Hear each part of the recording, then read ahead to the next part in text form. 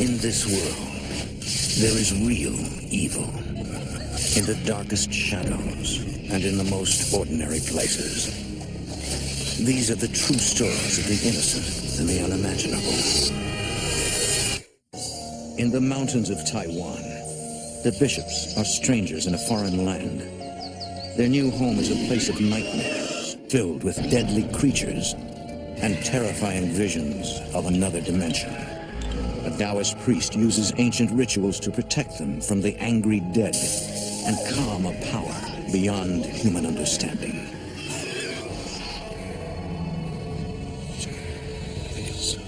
Between the world we see and the things we fear, there are doors. When they are opened, nightmares become reality.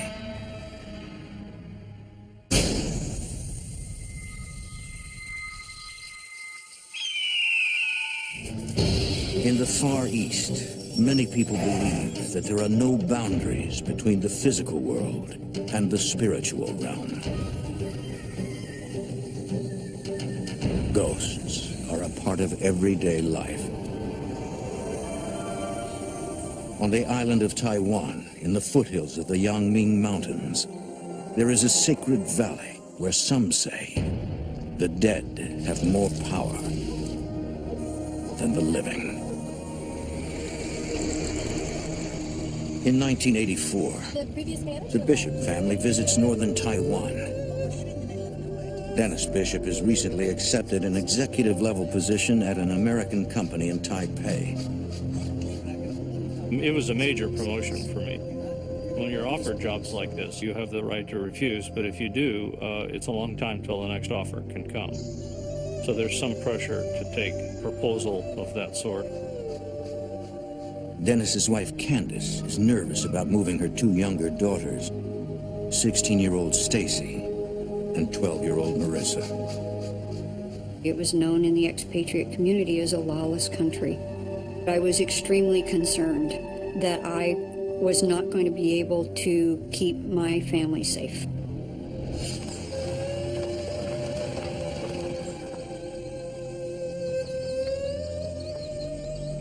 A representative of Dennis's new employer brings the family to tour a company house a few miles outside of Taipei. Stacy is impressed. Drove up the long driveway and we looked at it, and it was beautiful. There was very little of it to not like. For Marissa, the house is almost magical. The house was stunning. I mean, we had come from a pretty small house living in Tokyo, which is a very crowded city, going to this mansion in the middle of farms, graveyards, and rice paddies. It was actually kind of surreal.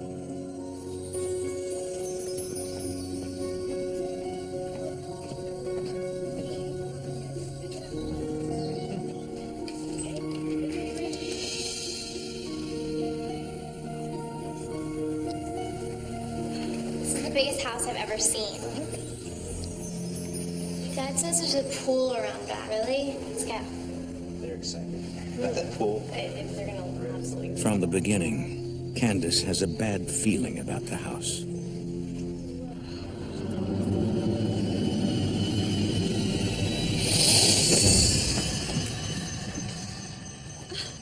It was like a really powerful fist slammed into my back so hard that it pushed me forward. I lost my balance. What?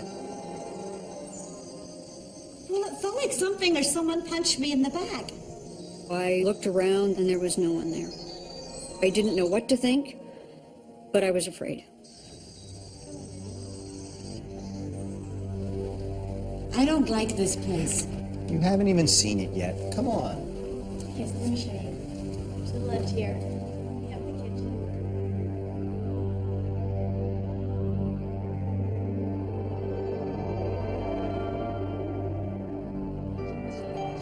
This is the living room. It's quite lovely with a fireplace. You're really going to enjoy this place.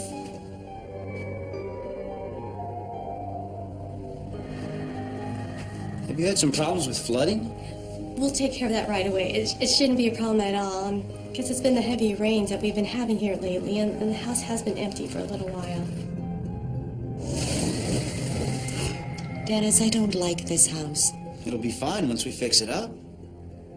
I don't like it. You want us to look at some other places before we make a decision? Yes, I please. think she reacted very strongly and didn't want to live there. It was decided that I would look with the realtor for other houses. Well, thanks for showing us the place. We looked at literally dozens of other places over a period of 2 weeks, and none of the dozens of houses we looked at were as acceptable as the one we had. Reluctantly, Candace agrees to move into the company house.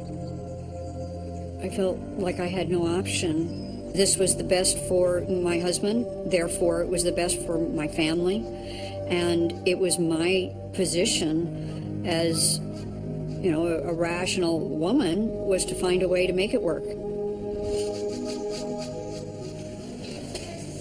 On move-in day, the Bishops meet a chum.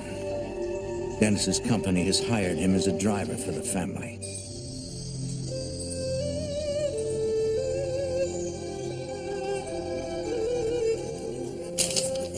Yep. Okay. And then we don't have too much more left to do. I think we're pretty much done. Don't you? Did you hear that? It sounded like it was coming from the cabinet. What was that?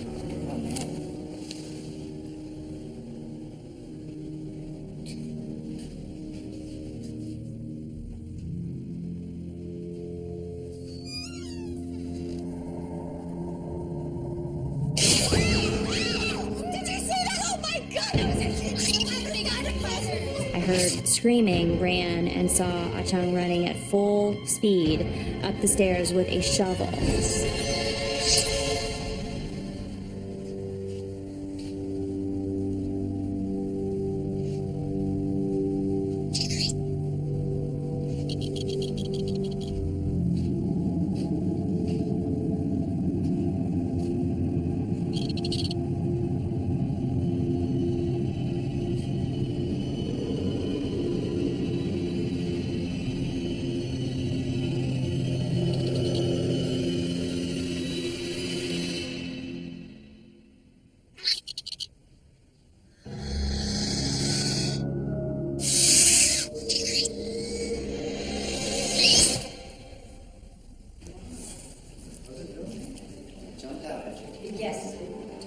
Mr. and Mrs. Bishop. Did you get it? Yes, but these spiders, they travel in pairs. Dennis? You know, he says, sir, these spiders, they mate for life. The other one. And if you killed one, there's another one in there. I'll throw this out.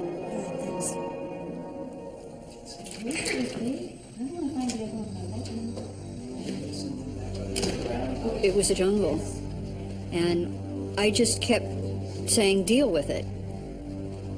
I would learn how to deal with it.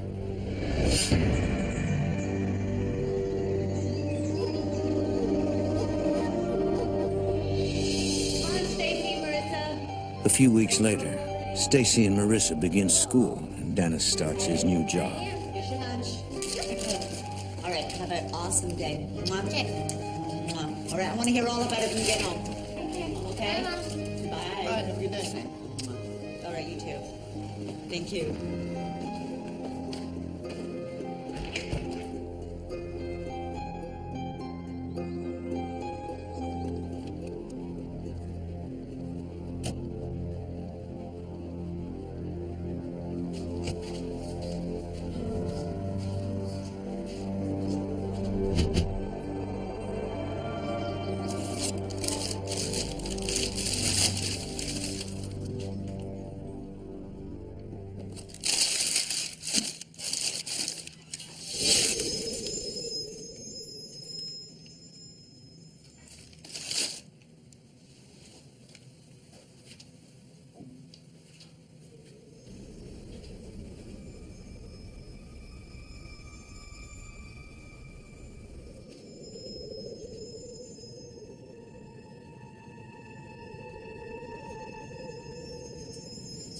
I started seeing out of the corner of my eyes lights, like these orbs of light They kept darting away from me, so I could never look right at it.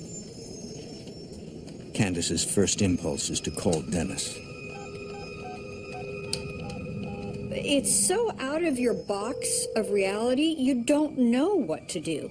You know, do I pretend it doesn't exist? Oh, it's my imagination. I tried to find a rational reason for it. I never mentioned it to anyone because I didn't want anyone to think I was crazy. A few nights later.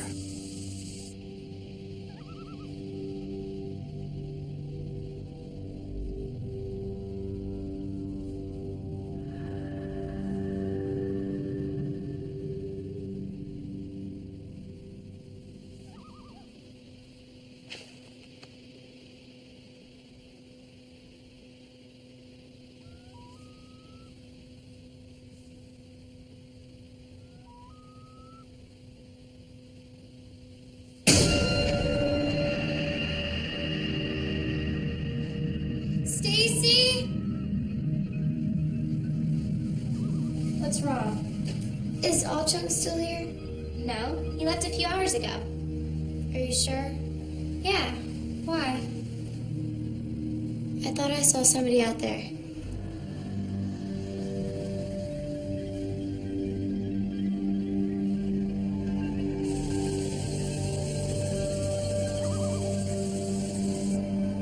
There's nobody out there, Marissa. You can come upstairs and do your homework with me if you want.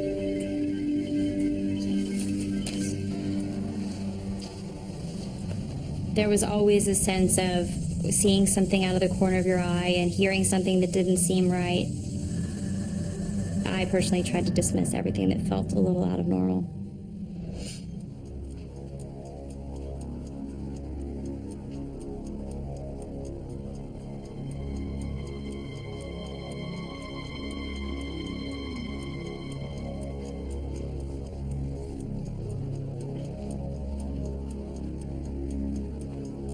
Every night before Stacy goes to bed, she checks her room for tarantulas.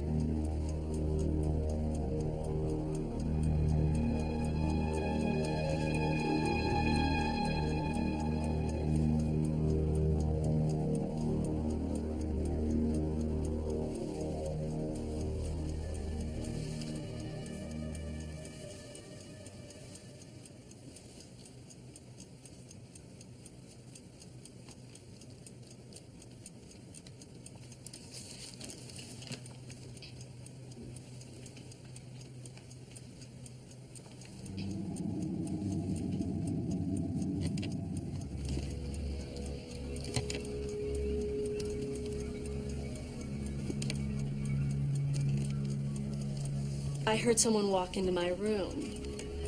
I could hear it clearly.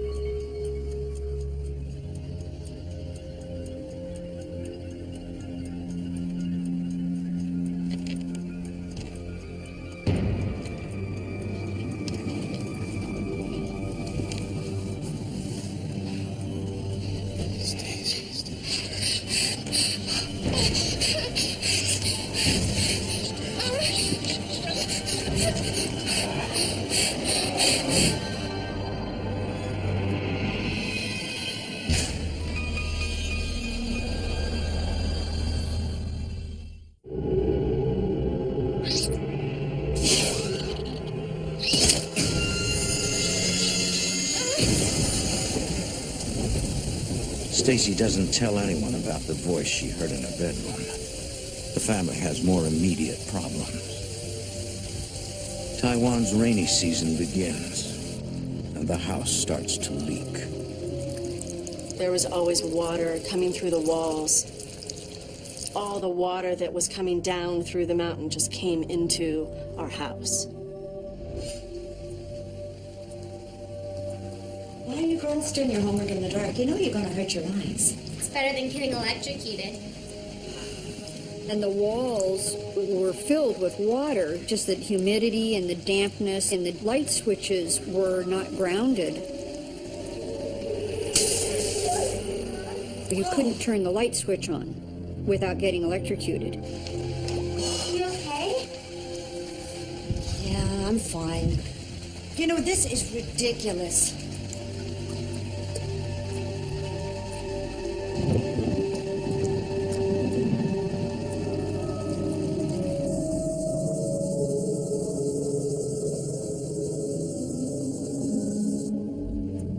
Candace, I just got the mail in. An $1,100 power bill? How can we be using so much power? You know, The family's electricity bills are impossibly high, heightening the tension between Dennis and Candace. All the lights on? Why are you using? Dennis and I were fighting all the time now. It was very, very tense in the house. All right, I will. But up until then, what are we gonna do? I'm not sure I knew exactly why the tension was building, but you could feel it. There was a lot of discomfort, and I think we were taking that out on each other.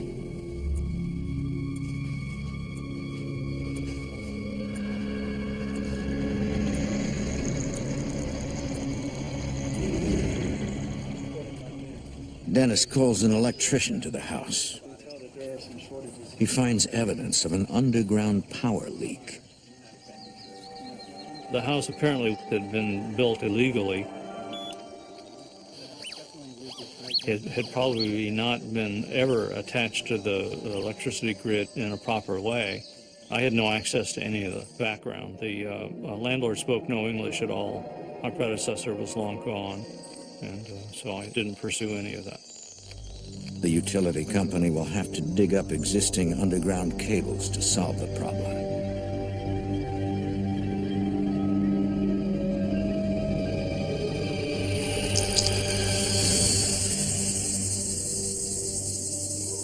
One night soon after, Stacy is home alone.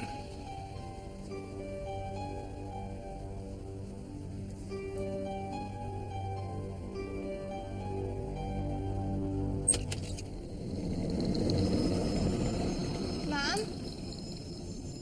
Dad? Is that you?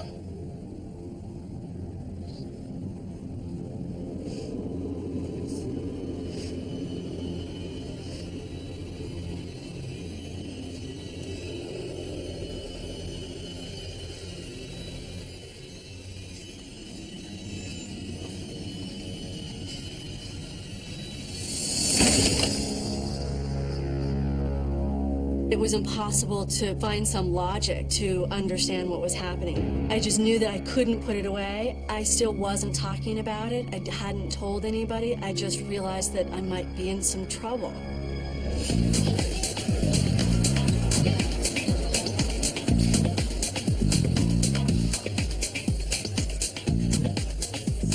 Stacy gets out of the house as often as possible, spending time with her boyfriend.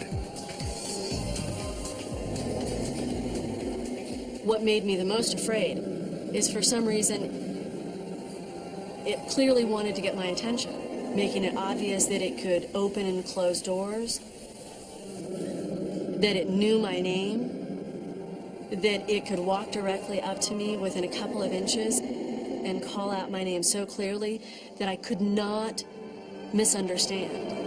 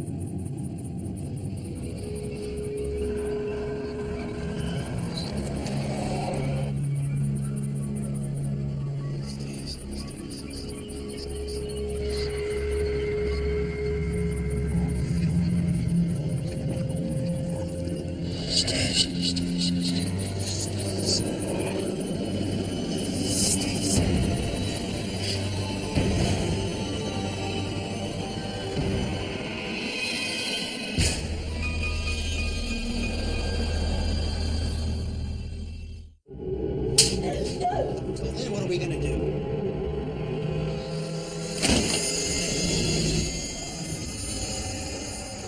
Stacy escapes to her boyfriend's house whenever possible. I know it sounds crazy, and I know that I just can't explain it to you. Stacy, you don't have anything to worry about. You know you're safe here, and if you need to call me, you can. You know you can count on me. You'll be fine. I didn't know what it was. I couldn't even really identify it. All I knew is that it was impacting my life tremendously on a day-to-day level. I felt extremely powerless.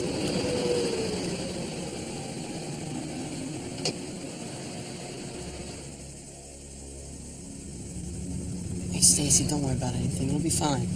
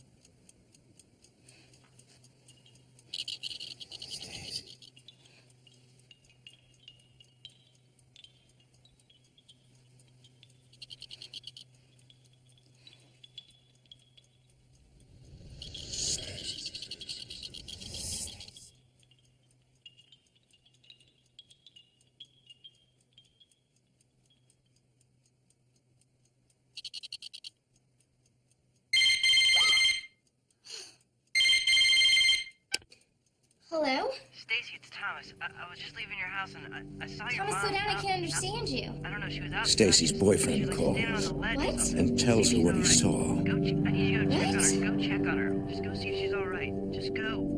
Hold on. Just go check on her. Mom?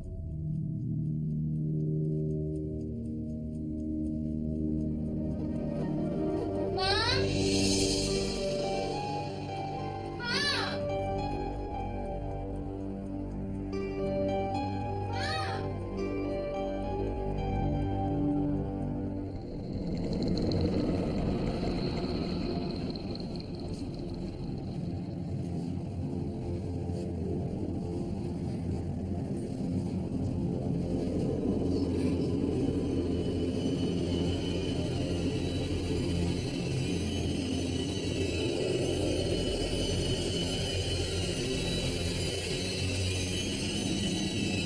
Mom?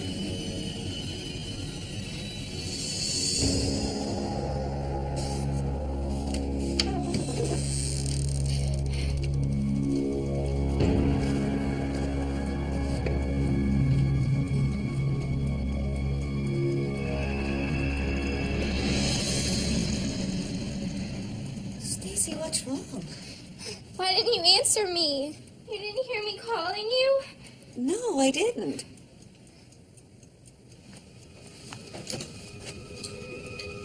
Thomas? Is she all right? She's fine. Okay. Thank you. All right. Bye.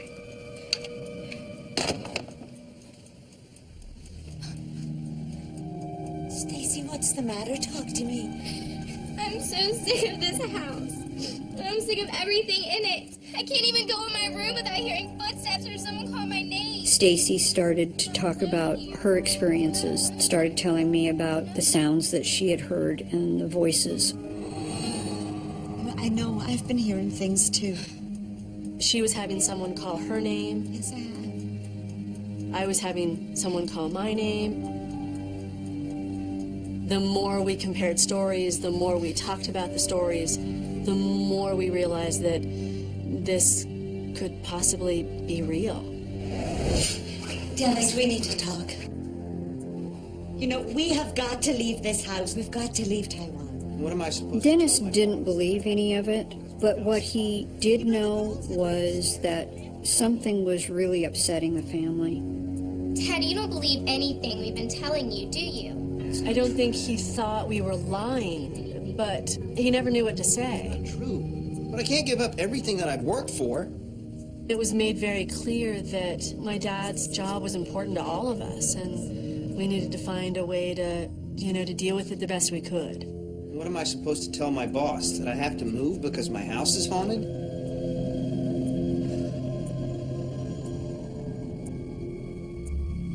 I just said I need to get the children away from the house. I need to get them out of Taiwan.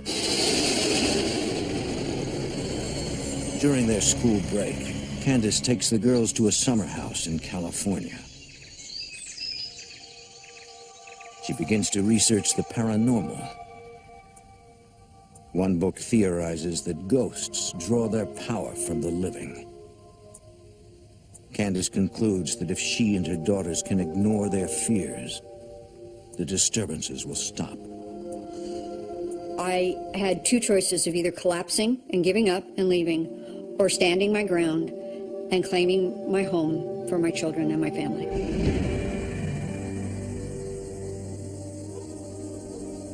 I remember dreading walking back in. It was just kind of this feeling of pressure that would come over me. Hey, Marissa, Dad and I are just going to be down the street at the Shaw's house. So call us if you need anything. And Stacy should be home from Thomas's real soon. Okay. All right? I love you. Me too. Call us. I think that my parents were taking the proper measures to protect us. And they were trying to reassure us that everything was fine.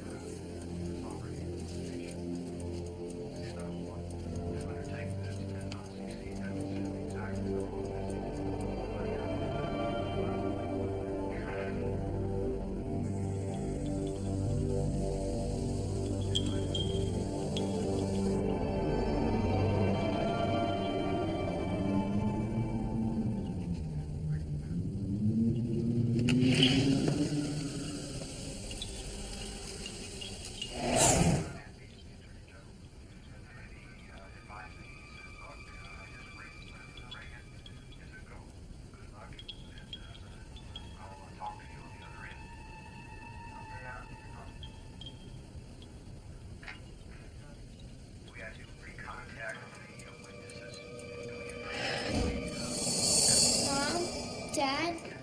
Is that you?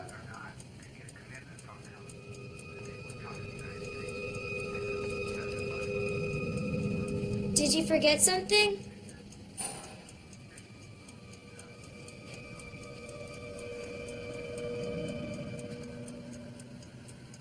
Stacy, is that you?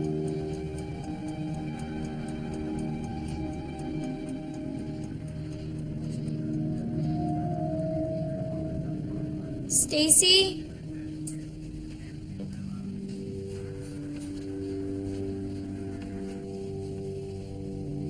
Mom? Dad? Stacy, is that you?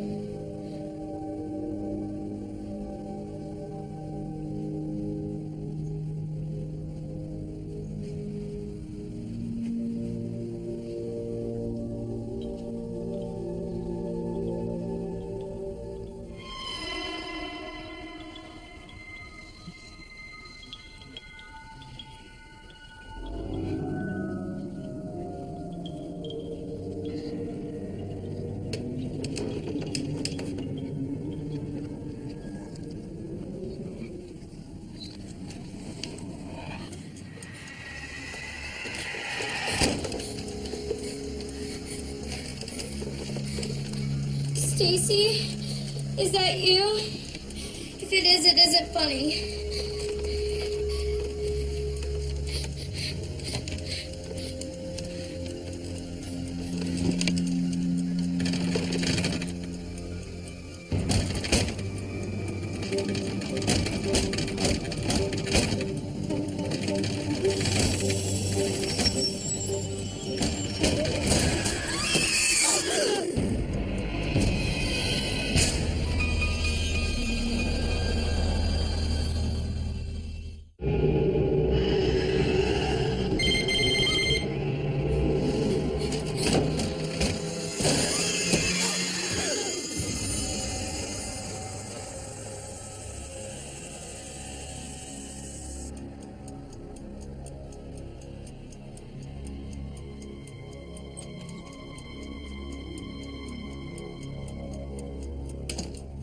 Marissa, we're back, honey. Marissa, honey. Marissa, baby, what's wrong? What's it? Come. Tell me. I remember someone coming in the room itself, opening the door, and actually pushing me over, actually coming into me. I felt victimized, and I thought that I and my family might lose this battle.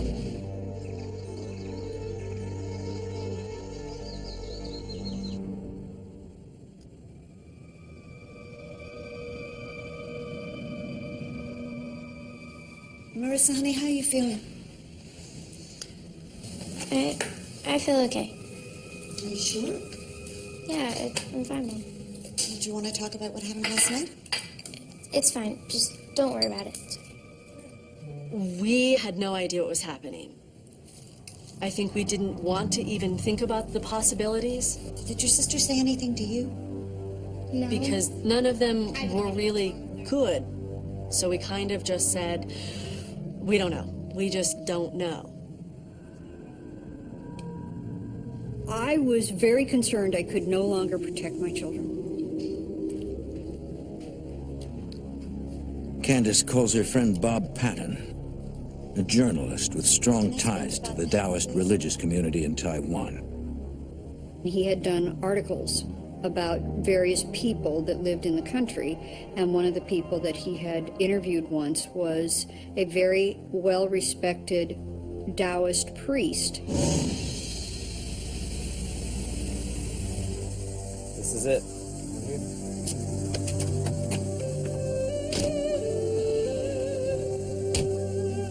I felt like, well, maybe I could find the strength to handle this as long as I knew that this man knew what to do.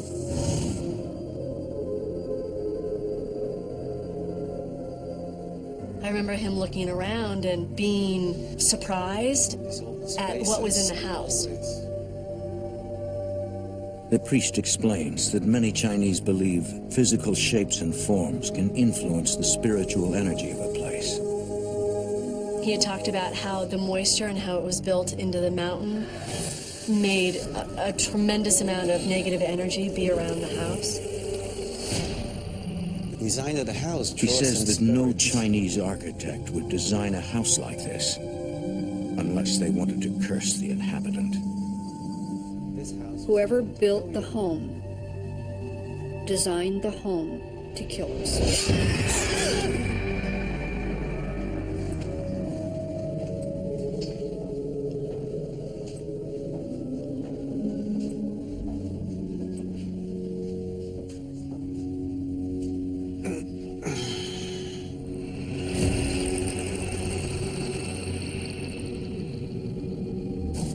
The priest senses the presence of what the Chinese call hungry ghosts.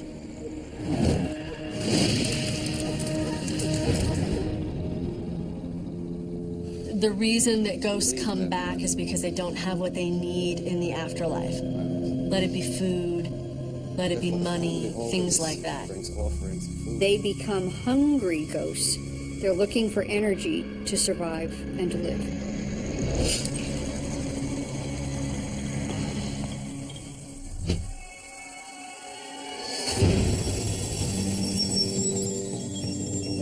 What he saw was two bodies that were buried on our property. Chinese peasants believe that when a person suffers a violent death, they must perform a ritual to put these spirits at rest.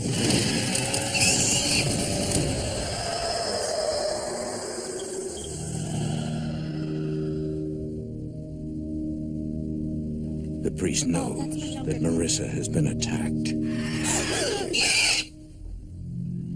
And he proceeded to tell me that the spirits that were in the house were actually using me as an energy source. Yes, go on. He was concerned about her safety. He was very afraid for us and did not know if there was anything he could do to help the situation. He needed to gather his strength, and he said he would be back in a few days.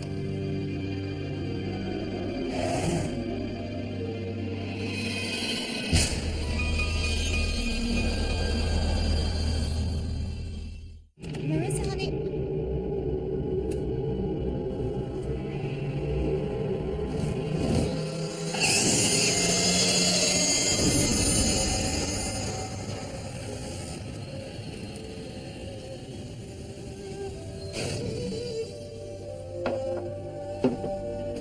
Have a seat.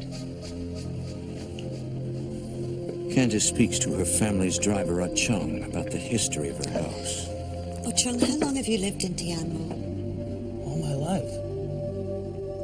Do you know anything about the property before our house was built on it? For many years, there was a farm and an old house. Before this home was on the property, there was a pig farm that had burned down, and the husband and wife were caught in the fire. Candace believes these could be the two spirits the Taoist priest envisioned. A lot of people don't even want to talk. Candace tries to convince her husband that the family must move. Look, I can't cancel this trip right now. It's a very hectic time for me. Everything's gonna be fine. The hardest part was trying to decide what was real and what was imaginary. And I don't know that I ever reconciled that very well. Look what happened to Marissa. I know she's scared, but she's fine now. I have to go.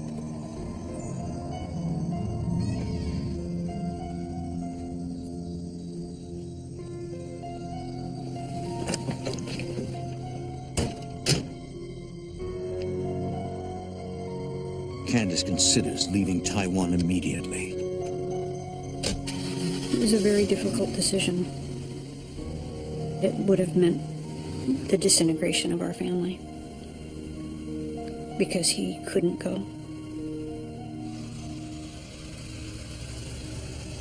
She decides to stay and keep her daughters close. As long as Dennis was gone, the girls had to sleep with me in the bedroom so that we were all together. I slept with a butcher knife and a baseball bat underneath the bed.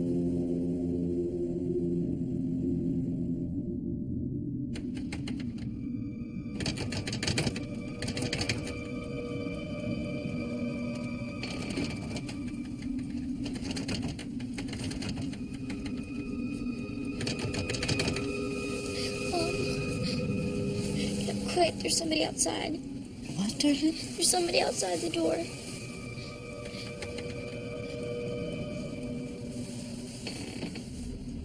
Okay, stay here and be quiet, okay?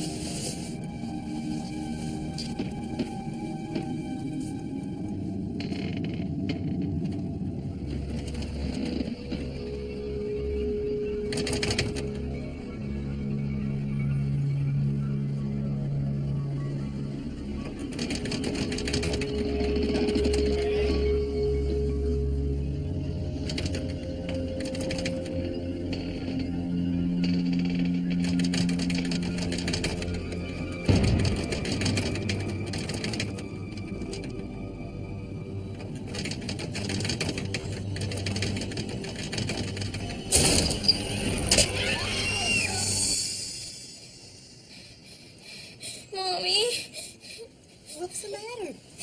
You killed I'll never Daddy. forget having horrible nightmares that she would hurt one of us or hurt herself or hurt my father with that knife.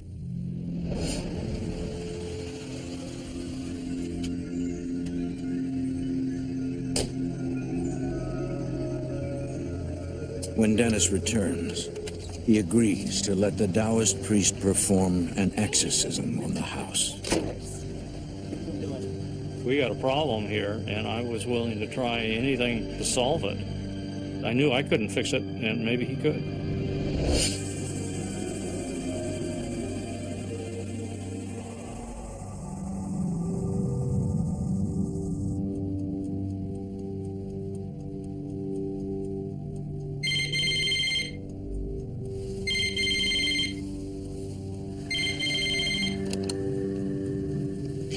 A few nights later, the Taoist priest says he must perform the exorcism immediately. Yeah, we can He said to me, if he ever was going to have the power, it was now. The priest asks them to send Marissa to a neighbor's house. He was concerned that if Marissa were in the home when he was calling these spirits, that they might actually attack her.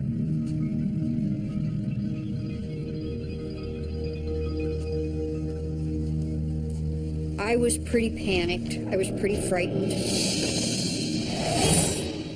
I genuinely didn't know what was going to happen. Dennis was willing to go along with it. How can we be using so much power? You know, Dennis, I don't know.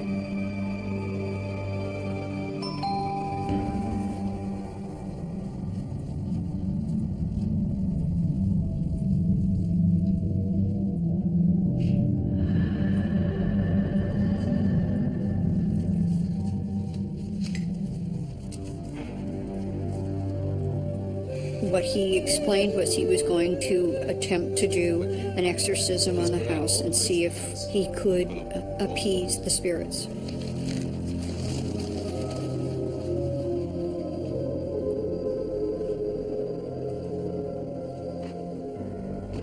The priest tells them to open every door in the house to give the spirits free rein.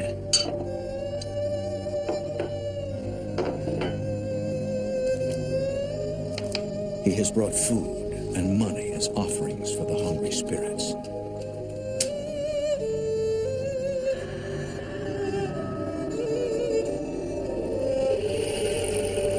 He lights incense in preparation for a ritual which he hopes will appease the angry dead.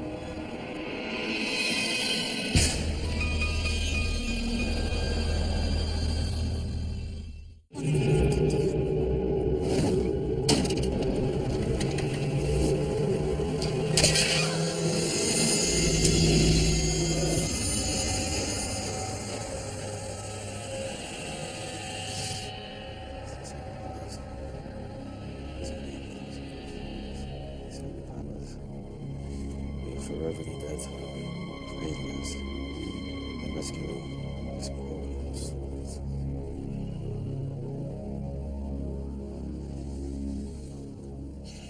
The Taoist priest explains that earlier tonight he performed a funeral for a powerful dignitary. He will use the positive energies from that funeral in an exorcism of their house. By lighting this incense, we report to and summon all the agents of the symbols for the destruction of hell and the rescue of these benighted souls. The rescue of these benighted I'd be the first to admit some really fairly unexplainable things happen. It's making our clothes move, our hair move, things moving through us in ways that made it hard to breathe. We don't know what's happening, but it's very, very real. Aid us in guiding them and illuminate the way. It was very physical, as much as I wanted to rationalize it and deny it and say it was all in my mind. It was difficult to deny. The righteous path to the heavenly way, to heavenly peace.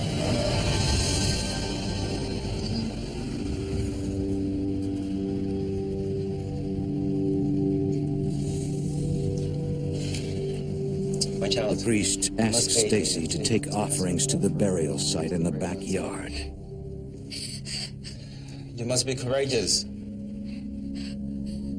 I looked at him horrified because this was the scariest experience I'd ever had. And he looked at me and said, no, you need to do this. Okay. Thank you.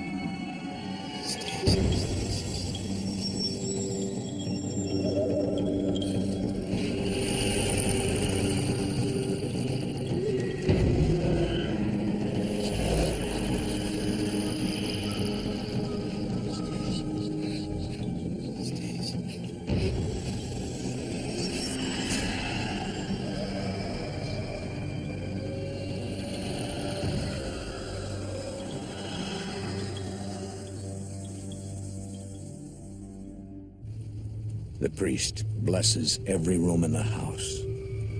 He said a prayer in each room, in 4 corners of the room. Of the Holy Ghost. In each room, when he would go in, the lights, it would dim and lighten. That was when I knew he clearly was in some control of these energies. I really believed that he knew what he was doing.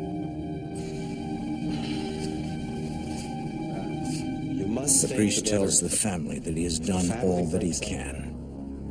I expected that it would all just go away and be okay. What he told us at the end of that was just exactly the opposite. He suggested that what he had done during the exorcism might put us in good stead for 2 or 3 months, but after that we should get out of there. He strongly recommended we leave that house. Before he leaves, the priest places an I Ching symbol on the front door. He hopes that it will help maintain a sense of harmony in the house. I knew that Stacy was graduating in June, and she would be leaving. And so what I said was I was leaving too. It was one of the most eye-opening times of my life. I learned that there was a world that I lived in that I didn't know had existed before then. At the same time, probably one of the most scary times of my life.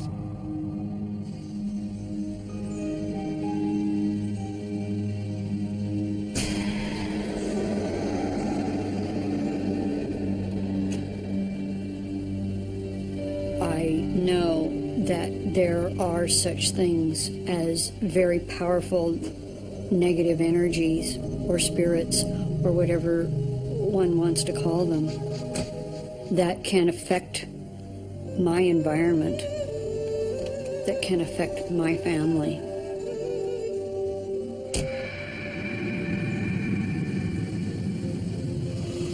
It was a turning point for me. Because my world, my safe world that I had created, where nothing bad existed, was shattered.